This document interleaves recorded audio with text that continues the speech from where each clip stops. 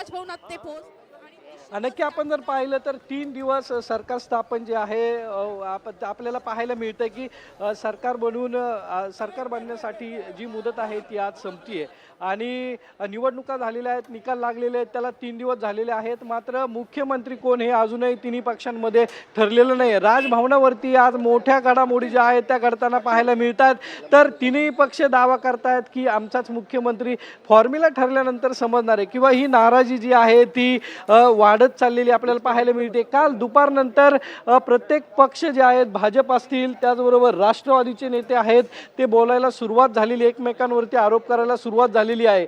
ह्या पूर्ण आपण जर पाहिलं तर 2 दिवसापूर्वी दोन्ही पक्षाने गटनेता जो आहे तो निवडलेला आहे. शिवसेनेने गटनेते म्हणून एकनाथ शिंदे यांची निवड केलेली आहे, तर राष्ट्रवादीने अजित पवार यांची निवड केलेली पाहायला मिळते. भाजपाकडून अजूनही गटनेता जो आहे तो निवडलेला आपल्याला पाहायला मिळत नाहीये. त्यामुळं काही वेगळ्या घडामोडी खरंच घडतात का? भाजपकडून नवीन चेहरा कोणी नवीन मुख्यमंत्रीपदासाठी दिला जाऊ शकतो का? किंवा भाजपने एकनाथ शिंदे यांच्या मंत्रिपदाला काही विरोध केलाय का? हे असे अनेक प्रश्न जे आहेत ते संपूर्ण महाराष्ट्राच्या मनामध्ये आहेत, आमदारांच्या मनामध्ये आहेत आणि दोघांची खतखत जी आहे ती नेत्यांनी आता काल दुपारनंतर बोलायला सुरुवात केलेली आहे. मुख्यमंत्री एकनाथ शिंदे यांनी सर्व आमदारांना सांगितलं होतं की महायुतीमध्ये कुठला वाद होईल किंवा कुणाची नाराजी होईल असे कोणी वक्तव्य करू नका. त्याच पद्धतीने अजित पवारांनीही या नेत्यांना सांगितलेलं पाहायला मिळालं. मात्र जर आपण बघितलं तर काल भाजप नेते राम शिंदे असतील, त्यांनी सांगितलं की मी या सर्व गोष्टीचा बळी पडलेलो आहे, माझा पराभव झालेला आहे. त्यामुळे आता ही खतखत एकेका नेत्यांकडून सुरू व्हायला सुरुवात झालेली आहे. भरत शेठ गोगावले असतील किंवा महेंद्र थोरवे असतील, यांनी सुनील तटकरे यांच्यावरती आरोप केलेले आहेत. नेमका आता महायुतीमध्ये काही गोंधळ सुरू झालाय का, असे अनेक प्रश्न जे आहेत ते उपस्थित होत आहेत. नेमकं मुख्यमंत्री कोण असा प्रश्न जो आहे तो आता संपूर्ण महाराष्ट्राला पडलेला आहे. त्यामुळं काही वेळामध्ये किंवा काही तासांमध्ये महाराष्ट्राचा नवीन मुख्यमंत्री जो आहे तो अमित शहा किंवा दिल्लीतून ठरवला जाईल असंही बोललं जातंय. त्यामुळे आता या तिन्ही नेत्यांची बैठक झाल्यानंतर महाराष्ट्राला नवीन चेहरा कोण मिळणार की या तिन्हीपैकी एक चेहरा असणार, असा प्रश्न जो आहे तो आता उपस्थित होतोय. वैष्णवी, निश्चितच आपण जर एकंदरीत बघितलं सागर, तर आधी आपण पाहिलेलं होतं दबाव तंत्राचा वापर केला जातोय आणि एकनाथ शिंदेंवर मुख्यमंत्रीपद सोडण्यासाठी दबाव आहे अशा देखील चर्चा रंगलेल्या होत्या. तर दुसरीकडे थेट केंद्रीय नेतृत्वच दबाव टाकतंय आणि केंद्रीय नेतृत्वाकडूनच आता राज्याचा मुख्यमंत्री कोण असेल याचा निर्णय घेतला जाईल अशी सुद्धा चर्चा आहे. मात्र शिंदे गटाचे जे काही महत्त्वाचे नेते आहेत त्यांनी पुन्हा एकदा एकनाथ शिंदेच मुख्यमंत्री व्हावे यासाठी विविध प्रसार माध्यमांसोबत बोलत असताना त्यासाठी आम्ही प्रयत्न करत असल्याचं देखील म्हटलेलं आहे. या संदर्भात नेमकी काय माहिती आहे? आज या संदर्भात काही नाव निश्चित होऊ शकतं का?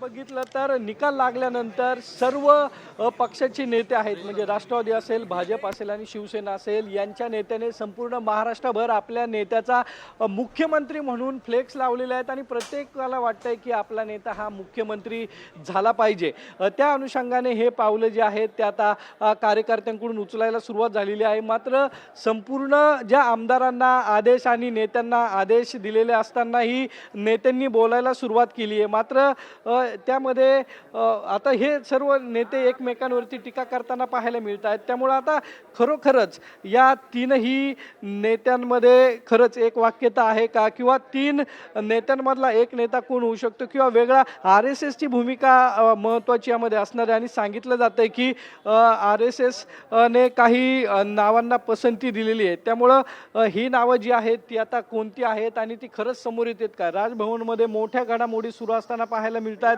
आपण जर बघितलं तर राजभवनामध्ये तीनही नेते सध्या राजीनामा देत आहेत. त्यामुळे नवीन सरकार कधी स्थापन होत आहे, जोपर्यंत एक वाक्यता येत नाही, एक चेहरा, एक नाव समोर येत नाही, तोपर्यंत एकनाथ शिंदे हे काळजीवाहू मुख्यमंत्री असणार आहेत.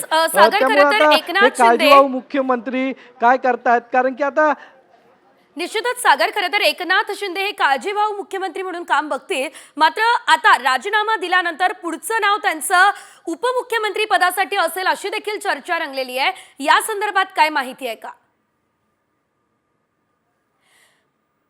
आपण सध्या बघूयात ही राजभवनावरची दृश्य. पुन्हा एकदा सागरकडे आपण जाणार आहोत, मात्र त्याआधी आपण राजभवनावरची दृश्य बघूयात. ती म्हणजे एकनाथ शिंदे हे आता मुख्यमंत्री पदाचा राजीनामा देत आहेत आणि त्यांच्यासोबत दोन्ही उपमुख्यमंत्री सुद्धा राजीनामा देत असल्याचं बघायला मिळतंय. एकीकडे एकनाथ शिंदे यांच्यावरती केंद्रीय नेतृत्वाचा दबाव आहे आणि त्यामुळे भाजपचे केंद्रीय नेतृत्व राजीनामा देण्यासाठी त्यांच्यावर दबाव टाकतंय अशी चर्चा होती. मात्र आज आपण जर बघितलं तर विधानसभेचा 14व्या विधानसभेचा कार्यकाळ सुद्धा संपुष्टात येतोय आणि त्यामुळे राजीनामा देणं हे बंधनकारक आहे. त्यामुळे एकनाथ शिंदे यांच्यासोबत दोन्ही उपमुख्यमंत्री सुद्धा आपल्या पदाचा राजीनामा देताना बघायला मिळत आहे. तर राज्यपालांसोबत नेमकी काय चर्चा खरं तर राजभवनावरती होते हे सुद्धा पाहणं महत्त्वाचं. आणि आज या सर्व घडामोडींनंतर नवीन मुख्यमंत्री नेमके कोण असणार, त्यांचं नाव सुद्धा निश्चित होण्याची आणि जाहीर होण्याची शक्यता सध्या व्यक्त केली जाते. मात्र महत्त्वाचं म्हणजे आज स्वतः केंद्रीय गृहमंत्री अमित शाह हे सुद्धा राज्याचा दौरा करणार आहे आणि ते राज्यात आल्यानंतर कदाचित आज मुख्यमंत्र्यांचं नाव जे आहे त्यांचं नाव जाहीर करण्याची शक्यता आहे. मात्र या आधीच जर आपण बघितलं तर एकनाथ शिंदे, देवेंद्र फडणवीस आणि अजित पवार हे आपल्या पदाचा राजीनामा देत असल्याचं पाहायला मिळत आहे आणि त्यासाठी आता राजभवनामध्ये बैठक सुद्धा महत्त्वाची सुरू झालेली आहे. एकनाथ शिंदे यांचे काही महत्त्वाचे कार्यकर्ते सुद्धा या ठिकाणी उपस्थित आहेत, तर स्वतः दादा भुसे सुद्धा एकनाथ शिंदे यांच्यासोबत उपस्थित असल्याचं आपण या दृश्यांच्या माध्यमातून पाहू शकतोय. मात्र यानंतर आता आज तरी मुख्यमंत्री पदाचा चेहरा निश्चित होणार का हे बघणं अतिशय महत्त्वाचं असणार आहे, कारण मुख्यमंत्री पदाचा चेहरा हा थेट दिल्लीमधूनच निश्चित होणार असं सांगितलं जात आहे. सर्वात महत्त्वाचा मुद्दा म्हणजे भाजपने यंदा विधानसभा निवडणुकीमध्ये चांगली कामगिरी केलेली आहे. सर्वात जास्त जागा या भाजपनं जिंकलेल्या आहेत, त्या म्हणजे 132 जागांवरती भाजपचे आमदार हे निवडून आलेले आहेत.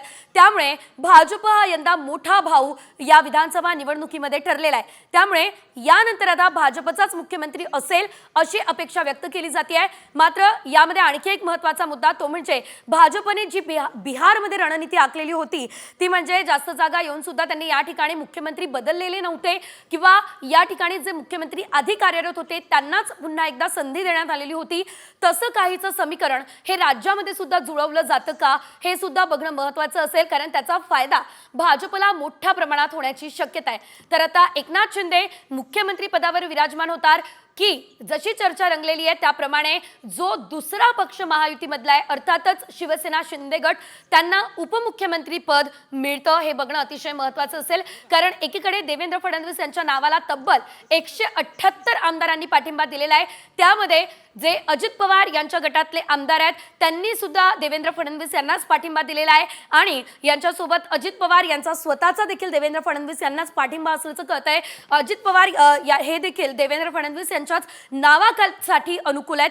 त्यामुळे यावेळेस आता एकनाथ शिंदे यांच्या संदर्भात नेमका काय निर्णय घेतला जातो हे बघणं अतिशय महत्त्वाचं असणार आहे. मात्र ज्या योजनांचा ज्या गोष्टींचा फायदा खरं तर या निवडणुकीमध्ये महायुतीला झालेला आहे त्या सर्व योजना एकनाथ शिंदे यांच्या कार्यकाळामध्ये आणण्यात आलेल्या होत्या. त्यामुळे कुठेतरी पुन्हा एकदा एकनाथ शिंदेच मुख्यमंत्री होऊ शकतात अशी सुद्धा चर्चा रंगलेली आहे. आणि वारंवार प्रसारमाध्यमांसोबत बोलत असताना जे सर्व एकनाथ शिंदे यांचे महत्त्वाचे नेते आहेत, कार्यकर्ते आहेत, त्यांनी सुद्धा वारंवार आमचेच नेते मुख्यमंत्री पदावर विराजमान होणार असा विश्वास व्यक्त केलेला आहे. त्यामुळे आता केंद्रीय नेतृत्व जे भाजपचं आहे ते काय निर्णय घेतात ते बघणं देखील तितकंच महत्त्वाचं असणार आहे. मात्र आजच्या या ज्या मोठ्या घडामोडी घडताय या अतिशय महत्त्वाच्या आहे. त्या म्हणजे राजभवन परिसरामध्ये पोलिसांचा मोठा बंदोबस्त तैनात आहे आणि आता एकनाथ शिंदे राजीनामा